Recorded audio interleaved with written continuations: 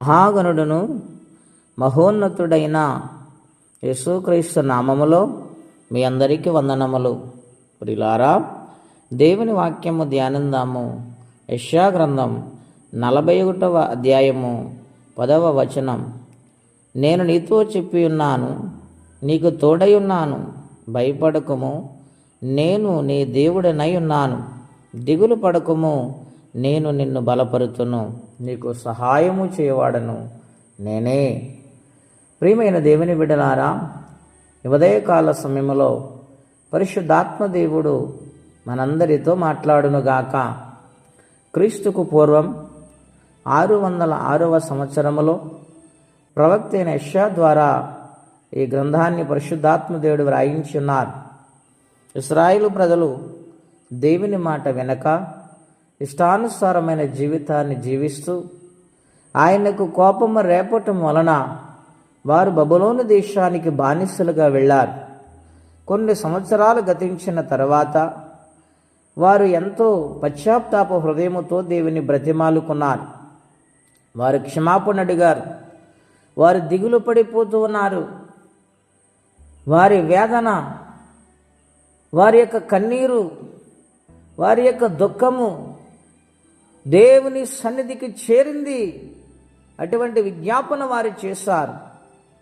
అప్పుడు దేవుడు వారితో మాట్లాడుతుంటూ ఉన్నారు, నేను నీ దేవుడను, నీవు భయపడవద్దు, దిగులు చెందవద్దు, నేను నీకు సహాయము చేస్తాను ఇశ్రాయేలు అని పరమాత్ముడు వాగ్దానము చేస్తూ ఉన్నాడు. దేవుని బిడ్డలారా, ఏ విషయాలు దిగులు పడుతున్నారు? వారికి సహాయము చేసిన దేవుడు, వారిని క్షమించిన దేవుడు మనల్ని క్షమించరా? గనుక మన పాపములు ఒప్పుకోవాలి, మన అపరాధములు ఒప్పుకోవాలి. తెలిసి తెలియని పొరపాటులు ఆయన సన్నిధానములో క్షమాపణ అడగాలి, విజ్ఞాపన చేయవారిగా మారాలి. ఏ సమస్య నుండి మీరు విడుదల పొందలేకపోతున్నారు? ఏ సమస్య మీ మనస్సుకు దిగులు కలగ చేస్తూ ఉంది? సంతానము లేక బాధపడుతున్నారా? అనేక నిందలు భరిస్తున్నారా? ఈ దినాన్న దేవుడు మాట్లాడుతూ ఉన్నాడు. హన్నాను దర్శించిన దేవుడు మాట్లాడుతున్నాడు. ఆమెకు సంతానం ఇచ్చిన దేవుడు మాట్లాడుతున్నాడు. నీ గర్భమును తెరుచుటకైనా ఆశీర్వాదం ఇమ్ముటకు ఆయన సిద్ధముగా ఉన్నారు. దాన్ని పొందుటకు నీవు సిద్ధముగా ఉన్నావా? దుఃఖములోని కృంగిపోవద్దు.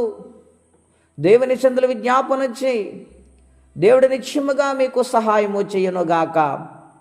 చాలామంది అప్పులతో నలిగిపోతూ ఉంటారు. అప్పు వెంబడప్పుతో నలిగిపోతూ ఉంటారు. ఎటువంటి సహాయం లేక కృంగిపోతూ ఉంటారు. వారు ప్రతి విషయంలో దిగులు చెందుతూ ఉంటారు.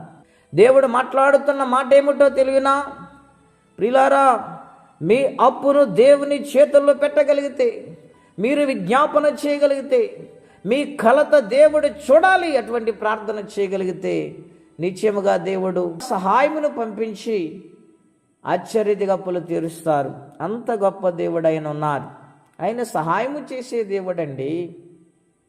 రక్షణ లేక నశించిపోతూ ఉన్నారా? అయ్యో, నేను ఇంత ప్రార్థన చేస్తున్నానే, ఈ ప్రార్థనలు ఏమైపోతున్నాయని కన్నీరు కారుస్తున్నారా? దిగులు చెందుతున్నారా? ఈ ఉదయం దేవుడు మాట్లాడుచూ ఉన్నారు. రక్షణతి సమీపముగా నీ దగ్గరికి రాబోతుంది. నీ భర్తను రక్షించటానికి దేవుడు సిద్ధముగా ఉన్నాడు. దేవునికి లోబడి సిద్ధపడే ప్రార్థన చేస్తే ఆయన క్షమించి కార్యమును చేయగల సమర్థుడైనారు. గొప్ప రక్షణ ఆయన అనుగ్రహిస్తారు. ఈ ఉదయకాల సమయంలో ఎన్నో సమస్యలతో మానవులు ఉన్నారు. ఆ సమస్యలను విడుదల పొందాలంటే సహాయము చేయ దేవుని దగ్గరికి ఇశ్రాయేలు ప్రజలు వచ్చినట్లుగా మనమందరము కూడా ఆయన సముఖమునకు వెళ్ళి విజ్ఞాపన చేయాలి. అటువంటి విజ్ఞాపన ప్రార్థన ఆయనకి ఇష్టము. ఎవరే దిగులుతో ఉన్నా, కష్టములో ఉన్నా, మాకు ఎటువంటి సహాయం లేదని బాధపడకండి. మనలను సృష్టించిన సృష్టికర్త అయిన దేవుడు ఉన్నారు. ఆయన మన బాధను అర్థం చేసుకుంటారు. ఈ మానవులు అర్థం చేసుకోలేకపోవచ్చు, కానీ దేవుడు సంపూర్ణంగా అర్థము చేసుకొని తల్లైనా మరుస్తుందేమో కానీ మరువని దేవుడు, విడువని దేవుడు, దిగులను తీర్చి సహాయము చేసే దేవుడు ఈ ఉదయకాలము చేతిలో చాపుతూ ఉన్నాడు. ఆయన పాద సన్నిధిలో ఒదిగిపోండి, దేవుని కార్యాలు పొందండి. అట్టి కృపా తీర్మానం పరిశుద్ధాత్మదేవుడు మనందరికీ దయచేయునుగాక. ప్రార్థన అండి. అత్యంత కృప కలిగిన దేవా, మహోన్నతమైన మీ నామము కొరకై వందనాలు. ఈ ఉదయం మాతో మాట్లాడుతూ వచ్చారు.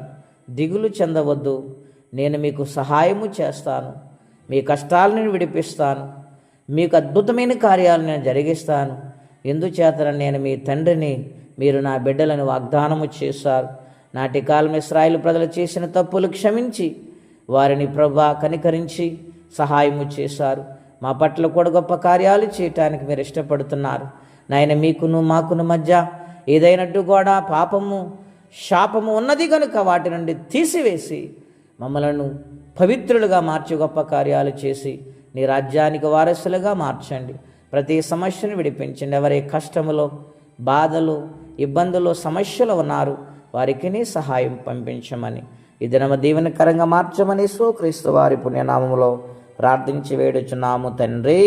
ఆమేన్. దేవుడు దీవించునుగాక. ఆమేన్.